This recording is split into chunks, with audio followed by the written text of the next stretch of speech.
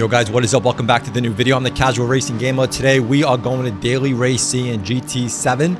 This is that Brands Hatch. I do actually really like this track. I've become pretty comfortable at it and really enjoy racing at it. So this is Daily Race C, 11 laps, had to pit, starting in P3. And we're going to talk about GT7 and why I think it's one of the most funnest sim racing games out there, even if you don't think it is the most realistic. But again, it's just a game, so how realistic can it be? No matter what you're talking about, whether you're on PC, iRacing, or any other games, it's still a video game overall, right? But how do we make it more, why do I think it's the most fun, and how do I approach it? I'm going to talk about approaching, getting better at GT7, and why I think the races are really good. A lot of people, you always see a lot of people complaining that there's so many bad drivers and they get wrecked so often and they get so frustrated. But let me just tell you, that is any sim racing game. That's not just GT7. If you race in top tier sim racing games, even on PC, there are terrible drivers. There are people who deliberately wreck other cars. You'll even see professional drivers, cross tracks to take people out because of frustrations.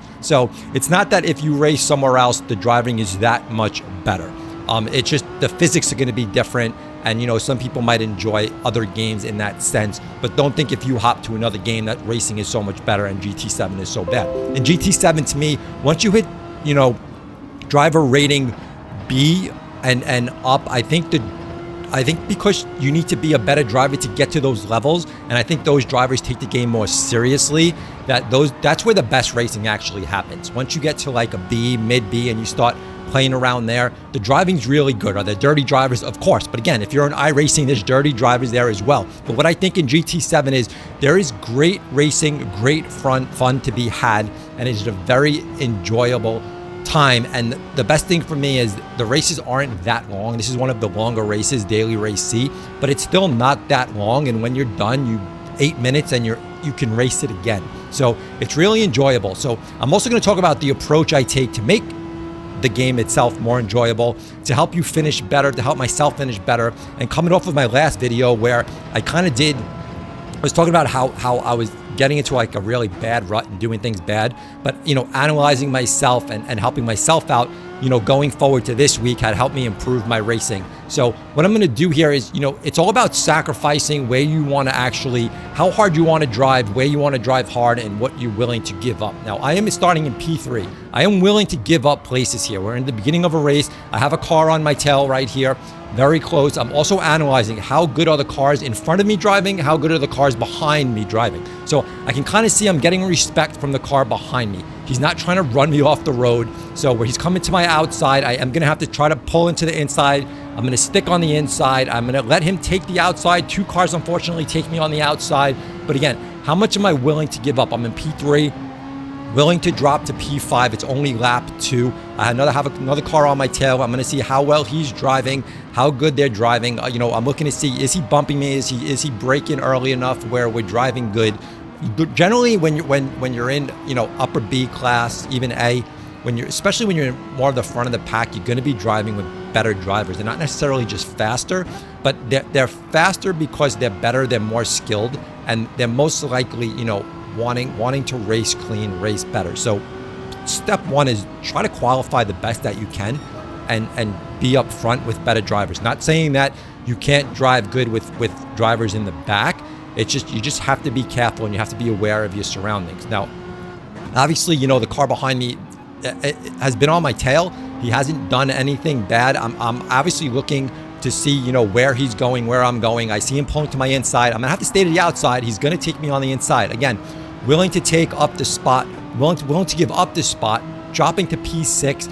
I have room from P7 right now. So, he is kind of catching. I am always analyzing what the cars are doing in front of me though. So I'm always looking at any car that I see in my sight. How are they driving with each other? Are they driving close to each other? Are they driving, respectful with one another? So that lets me know if I get into that crowd up there, what kind of driving. And there we can see a car spin out. So right there, we're going to just pull up a spot right there into P5. So not being too aggressive.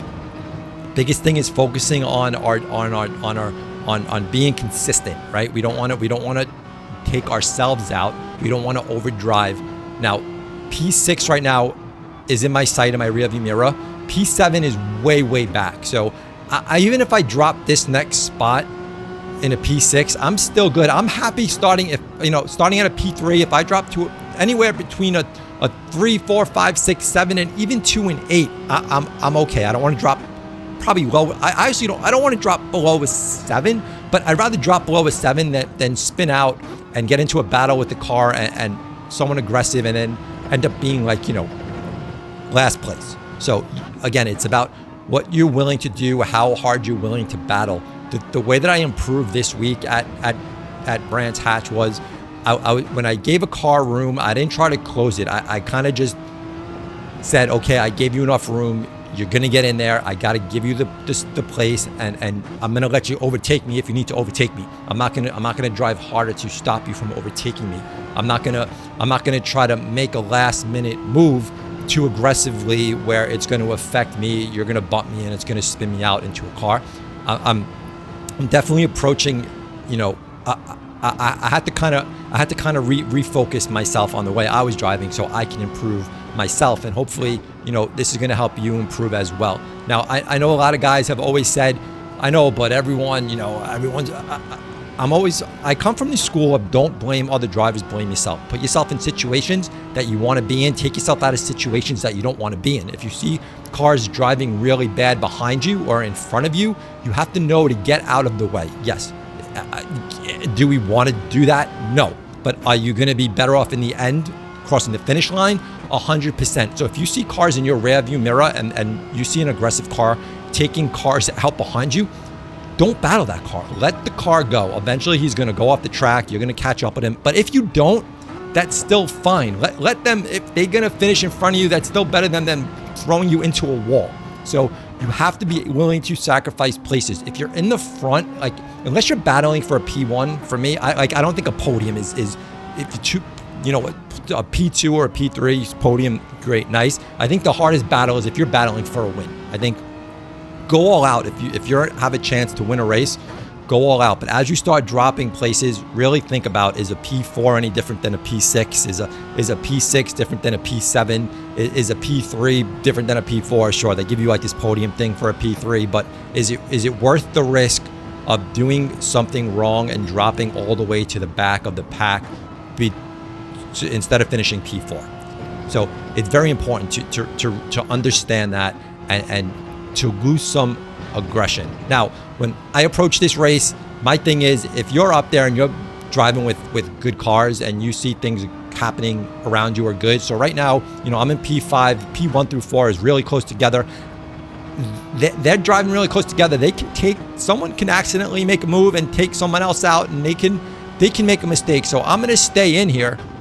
I'm not going to take my pit yet. Someone does pit there, so we'll drop into P4. But I'm gonna hang out because I'm here to race. I'm not here to just drive a track. I can do that. in hot laps. So if I'm driving around cars and it's a good time, I'm not gonna pit in order to remove myself from a racing situation. We are here to race, right? So we want to be around cars. For me, that's the most exciting. When I'm driving by myself, I find that to be very, very, very boring and not as exciting. It also doesn't get your heart pumping. I love the heart pumping. And of course, we're racing in VR, right? PSVR2, no better way to race than PSVR2. I will say that in every single one of my videos, because you're actually in the cockpit. You see everything you need to see. You see the dashboard. Every car will feel different, look different. When you're driving in on a flat screen, you lose that. You lose that. What's the word I'm looking for? You lose the authenticity of the car that you're driving, because everything within the GUI looks the same. So you don't, just by looking at a flat screen, you don't know what car you're driving, because it all gives you the same exact user interface. So racing in VR is so different. Also, when you're near cars, the adrenaline when you're driving next to a car in VR is so different than when you're driving next to a car in a flat screen. And it also can have a negative effect on people. It can also get you your heart a little pumping more, a little more excited, a little more, it's just a whole different feeling. So you really have to do it to understand where I'm coming from if you do not race in VR. But something I totally recommend if you guys are racing in GT7 and you're really enjoying the game, if you want to step that up, get yourself a VR headset. and it will literally introduce you to an entirely new game that you just weren't expecting. So here we are, cars pitted. We're on lap 7 of 11. I am in P2. Jay Collins is in P1. He has a nice lead in front of me. I'm still kind of just, driving. No one behind me, so I don't have a lot of room. So I'm going to try to make up some time here, see if I can pull up to P1, see if he makes a mistake, see what's going on here. Not ready to pit yet, but I'm obviously in my head right now. I'm thinking, all right, we can pit soon. I'm not around many cars right now. So again, for me, the racing is to be around cars. So I wanted to stay out and just race. I want to race with people. I don't want to race myself, but as it winds down, now we're going to establish, when do we want to pit at any time, lap 7, 8, 9 right now. It doesn't, I don't think it's going to make a difference for me. I had no intention of changing tires. With a race like this, I don't feel like, I'm not fast enough where it's going to matter, and I'm generally driving a little more cautiously, so I'm not going to lose much time by keeping older tires on my car, and I don't feel like I'm going to gain that much time by giving myself new tires. So it's not worth the risk of waiting, because I'm still going to drive a little less aggressive, because again, I'm not looking to make mistakes. We always want to try to avoid penalties when we can, and generally, when you're running hot laps, understand where you're actually getting the most penalties, where you're messing up those spots, and definitely try to avoid those mistakes when you're in a race, because penalties will hurt you. Even though you're driving a great race, go over that track just a little bit, and you're gonna get hit with a penalty. Another thing with Brands Hatch is if you enter in the pits bad, or come out of the pits bad, it's like a 3-second penalty. I think that's a little insane, but they're gonna hit you with a 3-second penalty, and that can drop you plenty of places. So take it easy going into the pits. Don't be too aggressive, because the penalty is not worth it. So slow down. So lap 8 here, we're kind of still just chilling out with Jay Collins. He has a good enough distance where, I'm not gonna catch him here. So I figured, lap 8, let's probably pit here. I still don't have cars in my rear view yet, so we still have some distance there. So obviously by pitting, thinking, some of those cars behind us will be catching up to us. Now, of course, we're racing in VR, so we don't have the user interface that we want.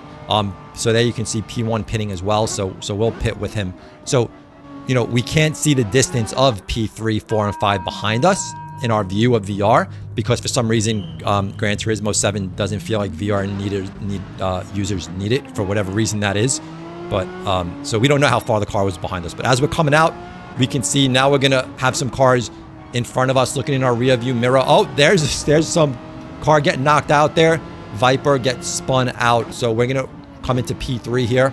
So we have Beach, D's, and Jay Collins battling it 1 and 2. Now I'm gonna stay back a little bit. I'm not gonna make this a 3-way battle. I'm gonna see what they're doing, because if they're gonna be aggressive and they can take each other out, that'll help me pull in front. Now, if they're racing good, that's fine. Let them race and do their thing. I'm not gonna make it a 3-way battle. It's just gonna make the situation bad for all of us. So there, I was able to make a move. You saw a bad move there on the outside. Car got loose, and then by Beach D's, so I was able to take the move there. So I had to check really hard here, by the way, and that gave Zane the spot on the inside to overtake me here. Again, I had to stay on the outside, but I had to check up really hard not to hit Jay Collins. Broke early, and then had to really brake hard. So I lost a lot of time there, and then it just spiraled here. So Beach D's is back in P3. So we're dropping back to P4. I have a car on my tail. Again, always analyzing. What are these cars doing in front of me? What are these cars doing in back of me? Now, in my rear view mirror, I have P5 and P6. So now I know if these 2 cars behind me catch me, what is the worst spot I can finish if I drop 2 more spots? I can finish a P7. P7, obviously I want to finish better than P7, but P7 is better than, how many cars left? P13. So P7 is better than P13, right? So if they catch me, I'm going to see how aggressive I need to be. But again, if they catch me, it means that they're probably faster than me. So how defensive am I going to be? Now we're coming into the last lap after this. So how defensively are you going to drive to stop them? And that is if they can catch you and pass you, they're going to be faster than you. But as you come down to that last lap, you're going to probably be a little more aggressive, but be smart aggressive if you're gonna block, and know how many times you're gonna block before you give the spot up, because eventually someone will get frustrated with you and drive you off the road, and sometimes that's acceptable if you're just gonna keep blocking them. But he's trying to take the outside, stay to the inside. I was getting the outside, but it looks like he kind of checked up just to make sure, because he obviously doesn't know what my intentions are. So was able to hold on to P4 right now. And you know, this is where the adrenaline, the excitement is coming in, right? P1, 2, and 3 racing really close. I'm really hoping that those guys knock into each other, but they're not, and they're racing good right there, right? That's some good racing. You see Jay Collins go a little wide there, loses a little bit of the car, so he falls back into P3. My whole thing is let those guys need to be close to each other, and I also don't want to get too close to them. Because I don't want them to slow me down, but I'm hoping that they don't slow all of us down, because if they slow us down and then P5 has enough room where he can just overtake all of us and get in there, that's a problem. Now, we can come in here and then look at this move on the inside. I should have closed that inside much better, and I lost 2 places because of it.